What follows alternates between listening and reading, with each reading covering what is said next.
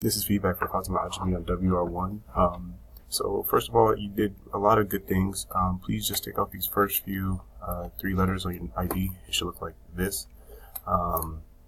Also, you have some wrong word. That's what WW stands for. It means this is not, it's the right sound, but a different word. So you got to find the right spelling here.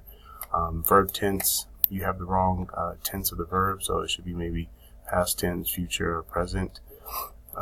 Other than that, I think the main thing you need to do is focus on writing just like we did in class, getting your transitions and your connections solid in these body paragraphs. You don't have enough examples, you don't have enough transitions.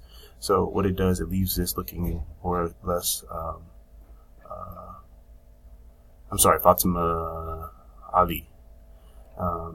These are more or less, a little bit more to do, okay? So make those changes and again, show the results, make connections, use more transitions. Don't fix these wrong words. More connections, where is it?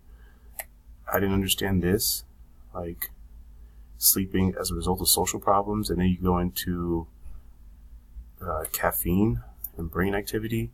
I don't think that's a really good way to write this. So work on that. Upload it into week 7, port WR1.